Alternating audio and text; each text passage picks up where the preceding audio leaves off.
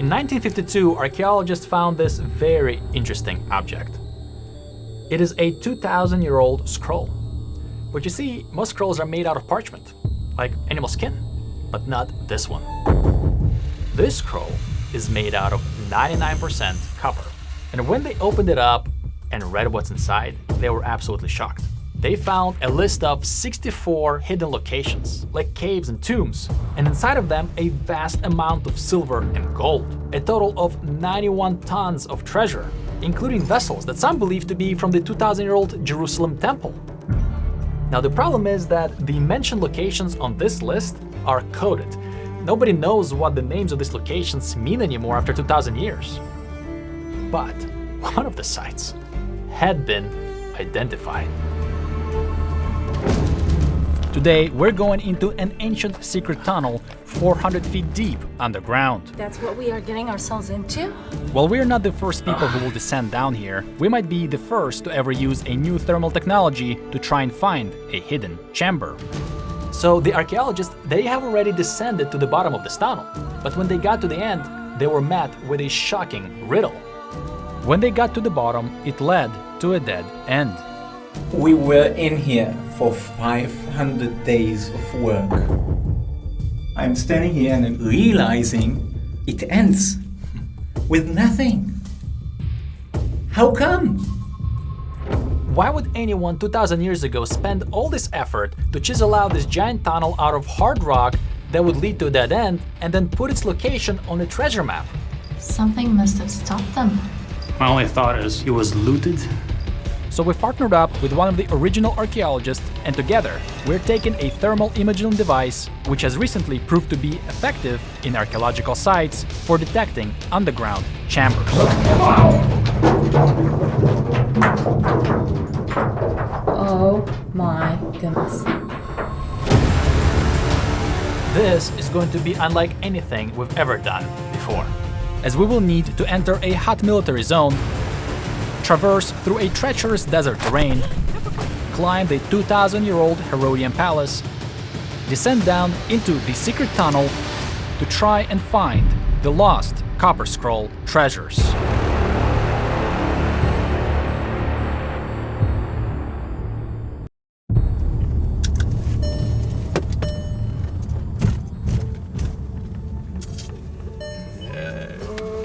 We partnered up with Dr. Achia Cohen-Tavor, an Israeli archaeologist who had spent 7 years excavating this tunnel. Today we're gonna go to one of my favorite places. Hyrcania, the place we're going, is Hasmoneans and the Herod's castle that they built there. Nobody ever excavated there. The Qumran, the scrolls were found just about 5 miles away, down from Hyrcania. And one of the things found in the Qumran was a copper scroll.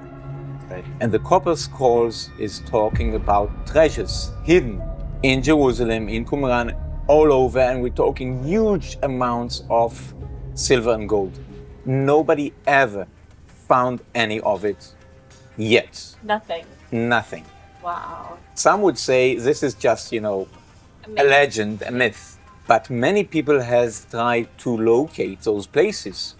One of the places mentions the steps in the Skacha. Skacha is actually the stream, the wadi which goes just by Hyrcania.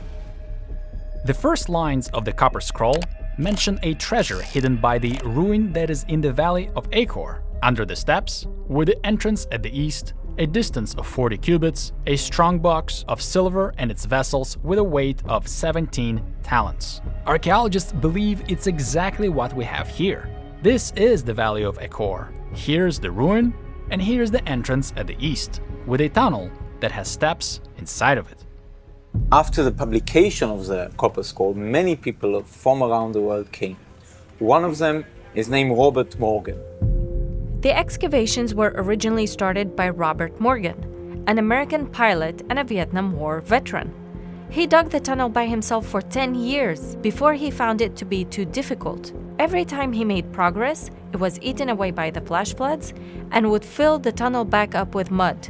But eventually, he received help from the Hebrew University and was joined by Dr. Oren Gutfeld and Dr. Achia Cohen-Tavor in an attempt to reach the end of the tunnel and find the treasures. Now the thing is, it's a tunnel in a riverbed, in the desert, which someone quarried. It's all man-made. Steps, places for oil lamps, and it's going deep, deep into the mountain. What was it for? I can't even imagine, especially with the stream bed. If a flood comes, it floods the tunnel. Actually, after a couple of years we've been excavating, pulling dirt out, a flash flood came and pushed the dirt back in. Wow. And it took us, I think, another 2 years to pull that dirt out. Okay, this is getting very interesting. It's like an Indiana Jones modern day. As we go in, we are thinking all the time, who did it? During the excavations, the team discovered numerous peculiar finds. The most puzzling one was a skeleton of an intact ibex. They took it to carbon dating, and it came out 590 BC. Remind you, the destruction of the first temple is 586 BC. Here we've got a date of the first temple, not the second temple. But you know, all the ideas, all the atmosphere there is tense. After 7 years of intense excavations in the dangerous military zone and perilous desert conditions, the team finally dug to the very bottom of the tunnel. And when they got there, they were shocked to find a dead end. After 120 meters, it ends. I've got the shivers as I'm speaking. All these years, and it just ends. It was clear there were no pottery, no chisels, no chiseled stones. It was cleaned, and that's it. And the second branch was also ended, just the same. So the first one goes deep, and the second one also goes deep, or Yeah, it goes parallel. Somebody spent all this time chiseling it down, and then it goes nowhere? And all the work for what? And what makes the mystery even more interesting is that this tunnel is located underneath the ruins of an ancient Hashmonean fortress that was later built into a Herod's palace. Yes, Herod the Great. And Dr. Cohen-Tavor believes it to be an important clue. Definitely has to do something with the castle above, on the top of the hill. But why? In my mind, as you're saying all this, only one thought goes through my mind. Temple Mount treasures, like copper scroll. And I remind you about the copper scroll, it says, in the steps under Schacha. The description matches. Yeah. And it also said it's by the valley of Achor. The valley of Achor is mentioned in Joshua. Where Achan was married. Yeah. Yeah. The valley just beneath the castle is the valley of Achor. So you have the valley of Achor, you have the Schacha, the stream bed, you have the steps, the step tunnel. What is it? Let's go Everything, find out. everything about this just makes me want to go there, take a thermal camera, and just see what we find. Are you ready to go back there again? Any day. All right, I think I'm ready to go. Me too. Let's go. Let's All go. right. So now that we know the story, it is time to head into the desert.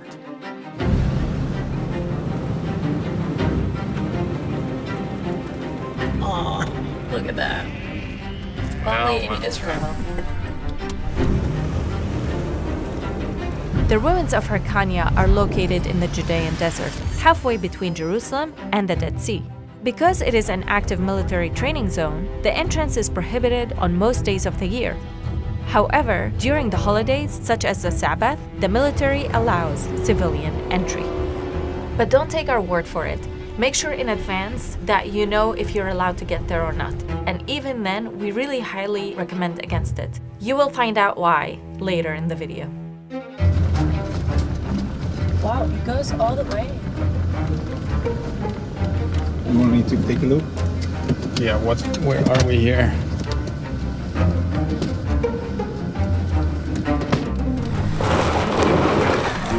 Wait. What? Don't slide backwards.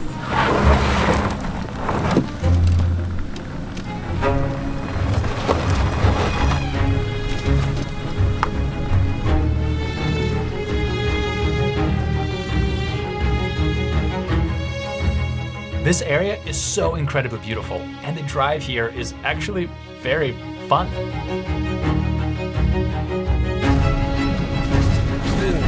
Take it easy. So you see we're driving through a valley, right? Yeah. Wide valley in the middle of the desert. And this is what researchers claim to be the valley of Ahom, in which Akan was buried. And it's also mentioned in the Copper Scroll as one of the places that they hid the treasures. Again, you see the fortress like in front of us. This is it? Yeah. Just park anywhere. You think we can't make it up there? No, you can't.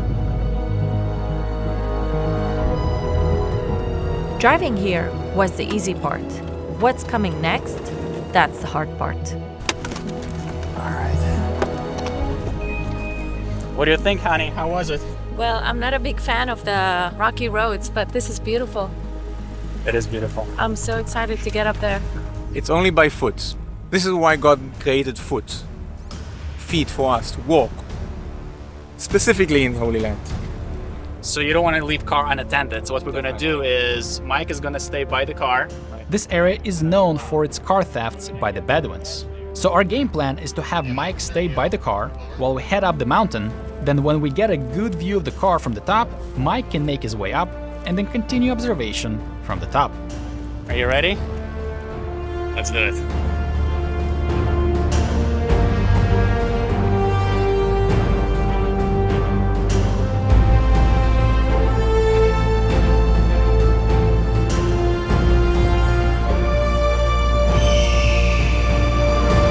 This is quite the climb. What do you think?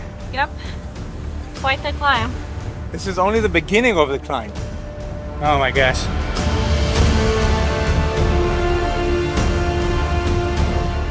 Now you can imagine if you are an attacker who want to assault the castle on the top there, the chances are not in your favor. Storming this up is practically impossible.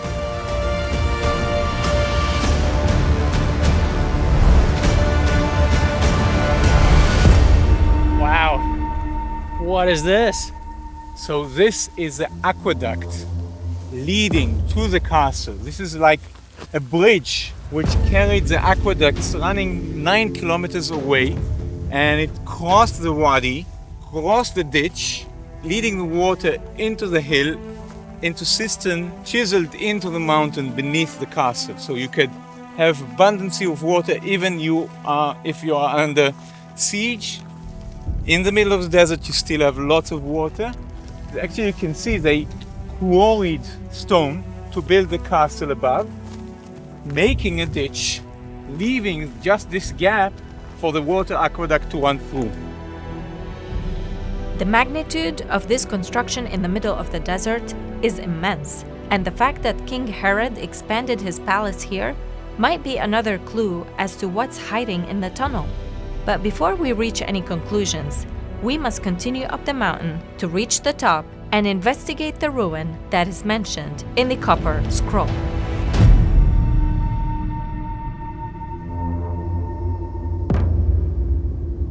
This is Hyrcania. It is believed to have been built by the Hashmoneans originally, but then later King Herod expanded it into a fortified palace, and then in the Byzantine times, it was reused as a monastery. Mike, can you hear me? Over. Yeah, copy. We made it to the top. We're gonna get to the edge of the cliff. Can you see us? We're waving. Over. I see you, copy. So you've got the green light to start heading up, and then once you make it up, the rest of us will explore the site. Over. Copy. Great. You can start heading our way. Over and out. This is all original pavement. This is 1500 years old. We're walking on a 1500 years old pavement of the monastery. Think of Herod sitting right here with this view of the Judean Desert. And what a view. I mean, we can see the Dead Sea from here. Every time I read the Bible from beginning to end, which I do very often, and I read Joshua, and I read the story of Achan, I'm always on the map trying to figure out where is that valley? Where is he buried? I always have these questions, so this is really cool that we're actually standing also above that location. This is 1500 years old. No, this is 2,000 years old. This is 2000 It's a years old. mikveh. The Here. monastery built above top. it is 1500. We know the Hasmonean kings were here. They built it, they used it. Those steps going down into the cistern, you should imagine a Hasmonean king descending this to bathe. Specifically this. This palace is as impressive as Masada. And yet almost no one knows about it because it hasn't been excavated yet, at least as of the time of the filming of this video. This is so cool, I can't believe it. And this is one of the cisterns. Mind your step as you're going in. This is a pillar which all collapsed in, and you also have a heart-shaped column which was on the corner of the yard, probably, of King Herod the Great or the Hasmoneans. Can you imagine what can be buried under these rocks? I mean, the treasure of archaeology that can be under these. I'm really anxious to dig here. I wish I could dig here. The only thing is so remote, so inaccessible. So nobody ever actually dug here.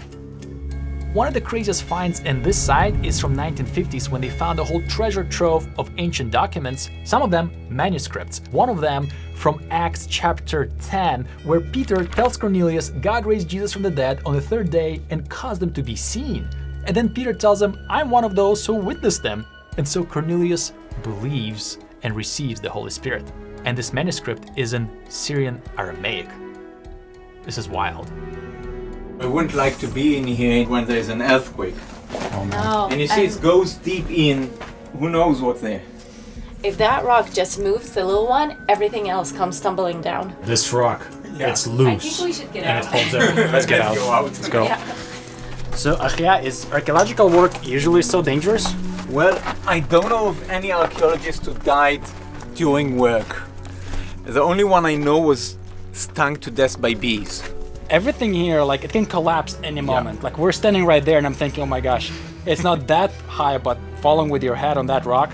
So this is a good warning, guys. If you're watching this video, please don't just come here unless you are followed with a professional who've excavated this place, who knows this place or knows what they're doing. Please don't come here. This is actually pretty dangerous. No joke. Yeah. But you know, we take precautions. This is why we are professionals, you know. We know what you're doing. We came here to research, not to die. Yeah. And speaking of research, we're still scratching our heads and haven't gotten enough answers about the potential use case of the tunnel. So we've decided to examine one more cave. Whoa, what is Ready to go this? in? You coming? Oh my gosh, there is a door. Betcha we are.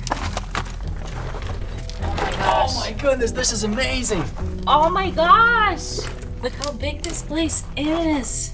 So this used to be a cistern of the fortress, which was turned into a hermit cell, which means that one of the monks lived here. Oh my god, thank you. Let's go in further. Did you see any like writings on the walls from the So- monk? So yes, I mean you can see the graffiti here from all the periods, mainly of Bedouins. I mean one of them could be 1500 years old. Here, take a look here. It says January 8th, 1957. Is it Russian? Looks like Russian to me. It Right. does look like Looks Russian. like Russian here, Yes, right? yeah. So this is probably a modern monk coming here. He knows this is a place of a monastery, and he puts his graffiti in. So that's 1957 graffiti. December 4th, 1956. 17th of December, 56. Yeah. Right? A lot of people came here in the 50s. Why do people come here in the 50s? Because in 1947 they found the scrolls. We are just 5 miles away from Qumran. And people are coming to look for the scrolls. And they know there is a fortress here which dates to the same time of Qumran. For me, it's two-sided because one is you can actually follow the people visiting here for generations. On the other side is, I mean, this is 2,000 years old plaster that they are carving their name into. Yeah. isn't this amazing? It is incredible. And it's so cool and nice in the cave, isn't it? Yeah, it is like AC. I could live here. Would you? No. I would not want to. What if you had one cat? 2 cats? No. 3 cats? Not even a million. Okay. And what is that supposed to mean? Cats. Come on. Well, like if you have a cat, it keeps you company so you can live. Did monks have cats? I don't know. Did monks have cats? I don't know. It's a good question. So it appears we're not the only ones who thought the treasures are buried here. It appears that many have come here in the 50s, shortly after the discovery of the Dead Sea Scrolls, which leads us to the big question. Where is the secret tunnel? All walls beneath here, all rooms of the monastery, of the fortress. It's all waiting for someone to put the shovel in. So I have a question for you. Where is the tunnel relation to this? So, we're standing on the top of the hill, and it's got 2 ravines on both sides. One we climbed up is from the south, and the other ravine, just on the north of us, is a tunnel which goes way in deep into the rock beneath us. Wow, so it's somewhere down there? Just down there. Okay, this is cool. By the way, if you're wondering why there's a big white bandage on Sergio's finger in the middle of the video, well, this drone can fly about 187 kilometers per hour. I picked it up and I just didn't disconnect the battery, which is always the first thing you do. I accidentally turned it on while my finger was in here. The propeller started spinning and so it goes like full throttle and it just grazed right through my finger. Oh my gosh, oh that stings. Yeah, be really careful. These are brutal, very brutal, and the GoPro is broken. After rebandaging the fingers, we replenished our souls with a hearty, delicious pita, and we were ready to get back on the journey to the ancient tunnel. The plan is simple. We're gonna go around the mountain and descend down into the tunnel, while Mike is gonna stay and guard the car. Okay, Max. Now, if he doesn't hear back from us within 2 hours, he can assume something bad has happened and he should start asking for help, except that there's no reception in the area, so yeah. If we're not back by 2:15, then lock the car, start coming to us, use the radio to try and reach us at the tunnel just in case. Okay. May God bless you. Thank you. Thank you. Woohoo! Oh, this is the exciting part. This is a sharp. It's a piece of a bomb. Can you imagine if this piece hits you? this walk is absolutely insane. We're in the middle of the desert, but anywhere we look, we're finding these ancient artifacts. Can you see it? It's a star. It's like a star. Look at this. Yeah, That's what you expect from Herod the Great. This is a Rhodian. But we have no time to waste, as the clock is ticking, and we must keep going around the mountain. Yep, I'm good. This is an 0.5-inch caliber. Oh, wow. A heavy machine gun. Wow, this is heavy. Another pillar.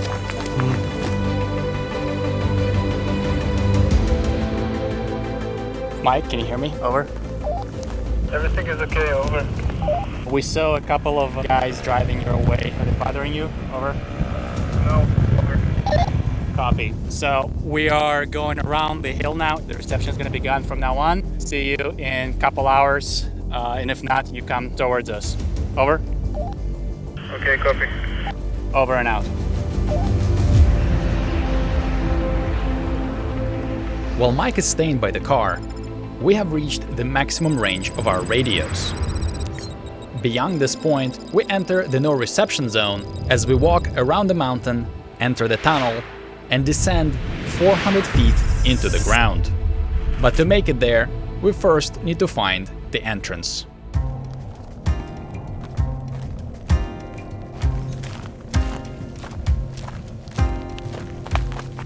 We're so close. Look at the edge.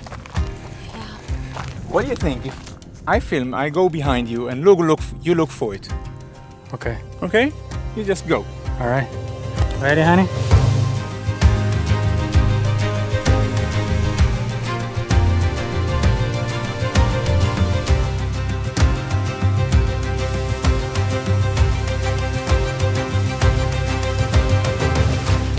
getting exciting. I feel like we're almost there, based on the description you told us.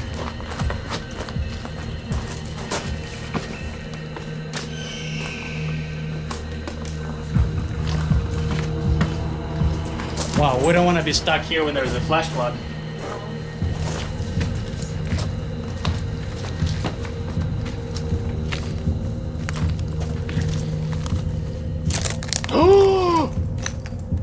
Whoa! Is that it? Whoa! Is this it? Yeah, this is it.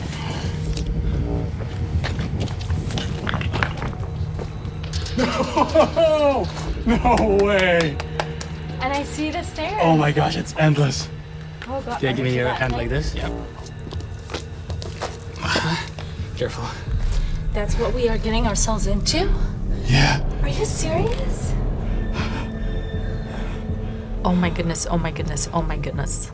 In all honesty, I'm absolutely terrified. Remember your back, remember your back.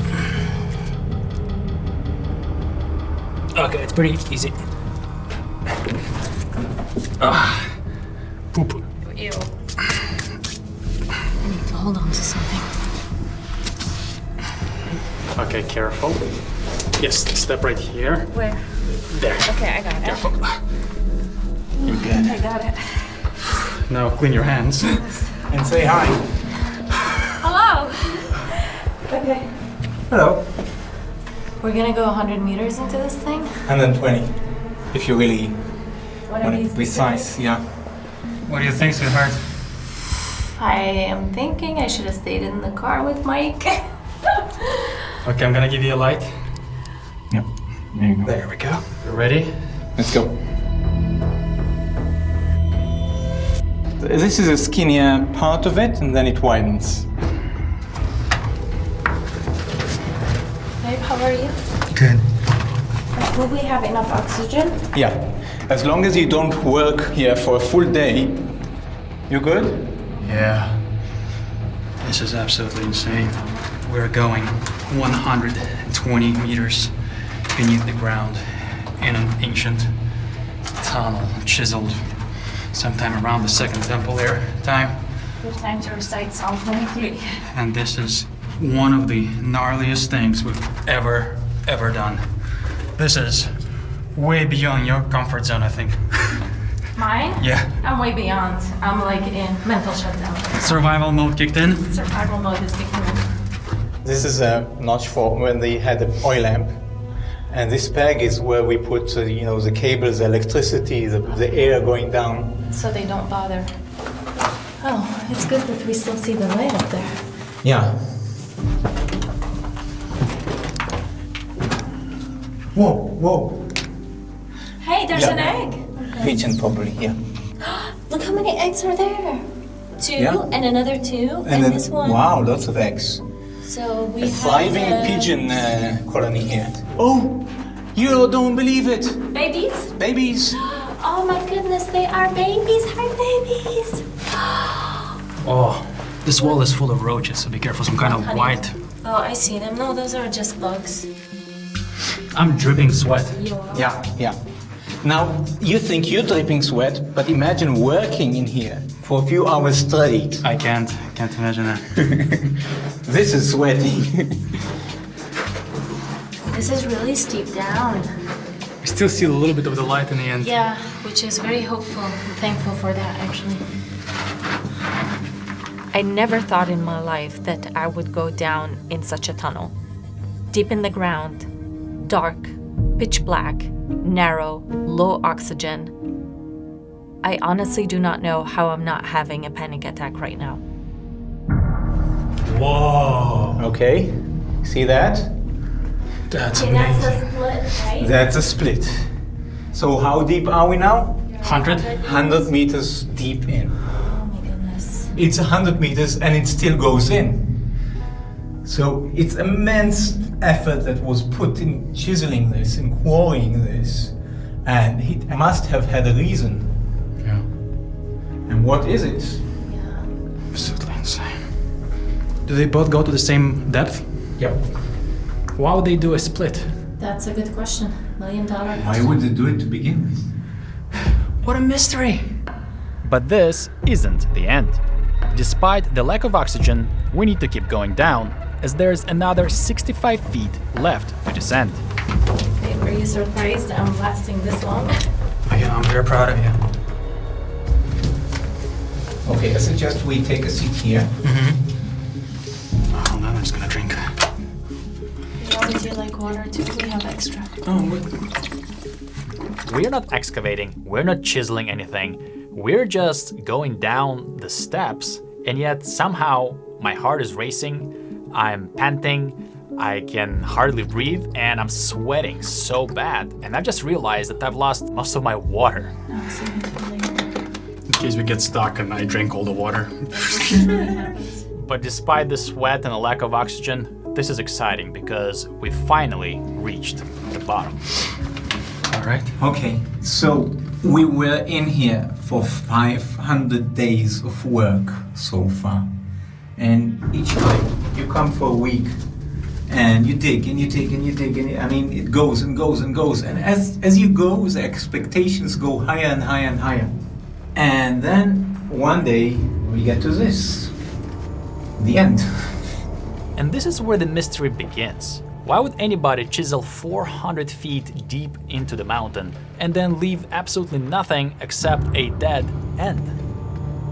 I still have the shivers when I'm standing here and I'm realizing it ends with nothing. How is it possible that they just, turned away and went? Something must have stopped them. It's all okay if they stop them. Say they stop them and the king is dead, you're off duty, go back home, whatever, say. But then you leave, a chisel, a piece of an oil lamp, whatever, something. But they cleaned it. There was no stone here. They cleaned it out and went. So interesting. Okay, so one could say there's nothing down there because somebody has already been there and taken everything out. But that doesn't seem to be the case because remember, the tunnel was filled with dirt. And it wasn't filled now, it was filled in ancient times because when they dug it out, they found this ancient skeleton. So the bottom of this tunnel hasn't seen humans for at least a couple thousand years. And the second reason is, even if somebody took stuff out of there, it's almost impossible to leave absolutely nothing at the bottom. Okay, so I think we should get out the thermal camera Yeah. and give it a try. Yeah. See what we see. Yeah. There we go. Oh, go. Okay. Here she goes. Bye-bye. Thank you very much. I'll give her some light. Good. So thermal imaging, also known as thermography, is becoming very common in archaeology in the recent years because it can detect very interesting things. All right. Oh, I see you. I see you, Rhoda.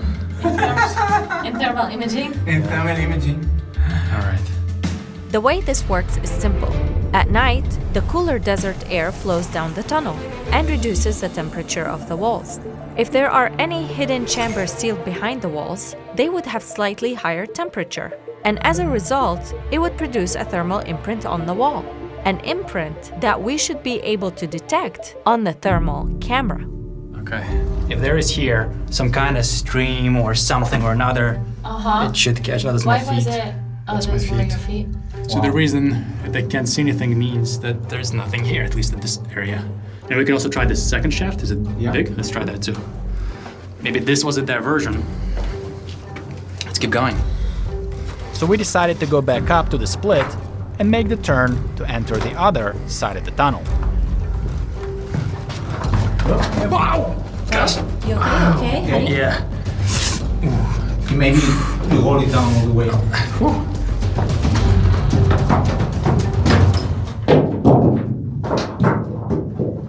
Oh my goodness. You don't want to be down there when that happens. I'm gonna roll this one, okay? Yeah.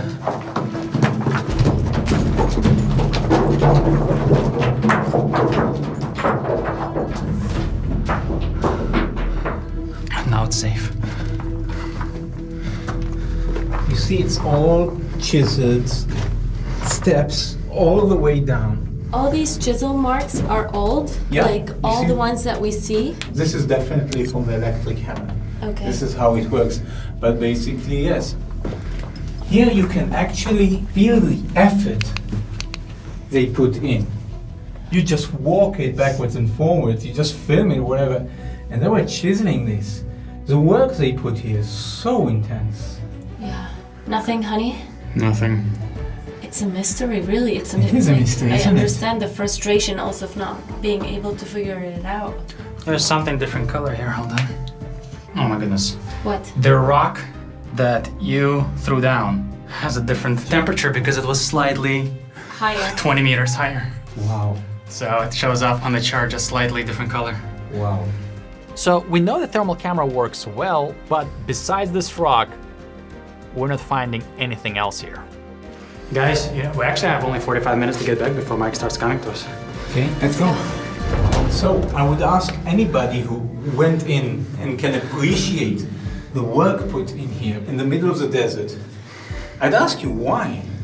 My only thought is dig down to hide something very valuable, otherwise you wouldn't bother to go so deep. Right. And then it was looted, but there's no chamber, no rooms. Right. No leftovers, nothing. Right. If you guys have any idea, Right. comment below, let us know, because we're clueless at this point. What in the world were they doing here? Yeah. If you've got a good answer, I'll write an article about it. Wow, that is steep. Ooh, What? Another pigeon? I see the pigeons on the thermal imprint. Thermal camera works. There's nothing here except the pigeons. Okay, I don't know how to even get up here. It's not slippery. Okay. Oh gosh.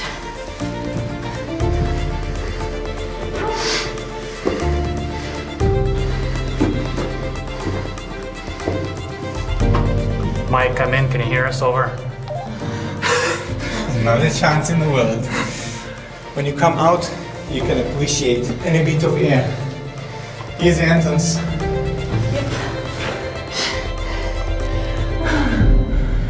You want to show the heart rate? 159. The problem is lack of oxygen. Okay, come on. Yeah, let's keep We going. can do this. You're gonna survive.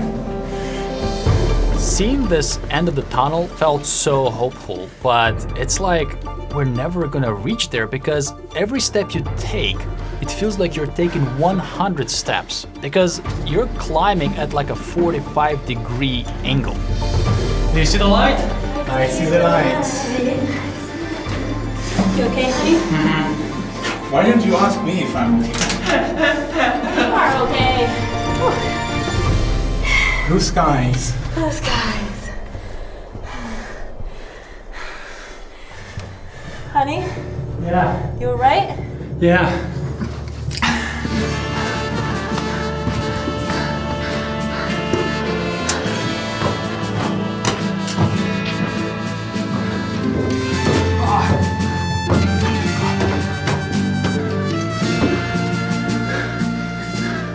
You made it. In one piece. Unfortunately, the thermal imaging results came in negative, and the mystery is still unanswered. Why would anyone come, dig this tunnel, then clean it, and leave no trace, then write its location on the copper scroll? When you go all the way down there, and then you come out, you can really appreciate fresh air. It's unbelievable how easy it is to breathe now. It's like God knows exactly what we need. Wow. I've never seen anything like this before. No. I'm speechless. I don't know what to say about this. Well, I can talk all day about it. It still doesn't mean that I know anything about it. It is still so. It's a riddle. How many years you were digging it? 7? Yeah, it's about 7 years of excavation, in a week each time. 7 years of excavations. And probably how long it took him to dig it. The original people who are here. We were working with machinery, with electricity, with lights and so on. I calculated about 500 days of work that we put in, how many days they did put in. Can't imagine. There is this one theory though. The copper scroll says, with the entrance at the east, a distance of 40 cubits. What if somebody came there way ahead of the Qumran community time, sometime before King Herod? 500 BC, maybe Second Temple period, they dug that tunnel out, the Hashmonean period. But what if that tunnel got filled up with dirt? And then by the time of King Herod, that tunnel was already blocked. Then somebody who was hiding the Temple Mount treasures or the gold and the silver, they came out here, they dug out 40 cubits, which is about 18 meters. Then they placed the box of treasures and then they filled it back up. And then they wrote the location of that site on the copper scroll. That would explain how a skeleton from 500 BC made it down the tunnel, and yet the mentioning of this treasure is from 1st century or slightly before that. But if you have better theories, please do write them in the comments below, because we'll be going through each and one of them, yes, even if there's tens of thousands, and we'll pick up the best ones and we'll present them to the archaeologists and see what they think. Okay, so it's 2:45. So Mike is looking for us because we told him at 2:15 to start coming to look for us. Mike, Sergio, can you hear me? Over. Hi! Mike, Sergio, over. Do you copy? Too much noise, copy. We are on our way back. Over.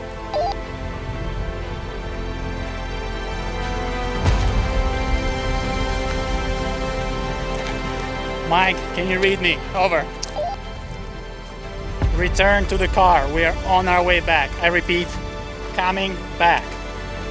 Here's Mike, here's Mike. Woohoo! Mike, did you copy? See you, copy. You got all you want? Yeah, we got everything. All filmed, all good, all is well. That was insane. We went 120 meters underground. And it's just a dead end. Since the filming of this video, Dr. Oren Gutfeld returned to the site and began excavations of Hyrcania, the ruins that are on top of the mountain. So there is a big chance that we'll return here one day soon and get you updated as to what they might discover. In the meantime, we're just glad we made it out of the tunnel in one piece, and we're happy to reunite with Mike. Thank you so much. This was awesome.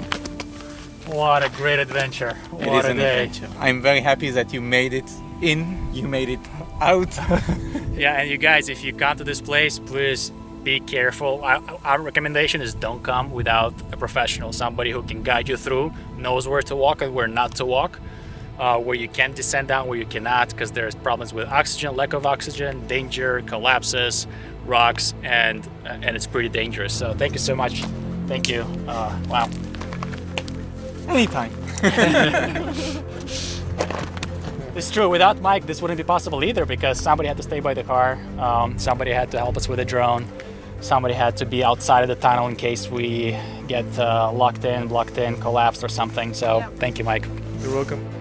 By the way, we've released another video where we interview Dr. Tavor, a full, raw, unedited version where he tells us far more details than what we've shared with you in this video about the site. Details that even though didn't seem to help us, but could help you solve the mystery. Such as, how did Bob Morgan come here and dig it by himself? Isn't that illegal? And then, what about this skeleton ibex? What if the carbon dating is wrong? Or what if it washed off from another place, in situ? And then, of course, the most important question is, what if there are other tunnels in this area? A spoiler alert, there are. So make sure to check out that video, it's in the description below and also pinned to the first comment. Wow. Sure, guys, hope you enjoyed this episode. This is one of the gnarliest things we've ever experienced or done. But Exciting. yeah, exciting. So we hope to see you next time. If you got any ideas how to resolve this mystery, please do comment below. Until next time, God bless you. And the best is yet to come. Amen. Let's go home. Hey guys, we just want to take time to thank Dr. Tavor for taking us here. Now, if you're interested in coming to Israel and participating in an archaeological dig, we highly recommend checking out Dr. Cohen Tavor's hands-on archaeological seminar. It is designed especially for those who have previously visited Israel and seek a deeper, more immersive experience, as you'll be going to places like Qumran and will enjoy lectures, guided tours, and hands-on activities like taking part in excavations. An important disclaimer, this tour is led by Keshet, an Israeli company, in partnership with Dr. Cohen Tavor, and Rhoda and I, we're not affiliated with any of it. We just wanted to give a shout out and recommend you guys this tour because we've known Ahia for many, many years, and besides being an incredible archaeologist, he is an awesome tour guide and an amazing friend. So make sure to check out the link below. So to find out more, go to www.keshetisrael.co.il/dig.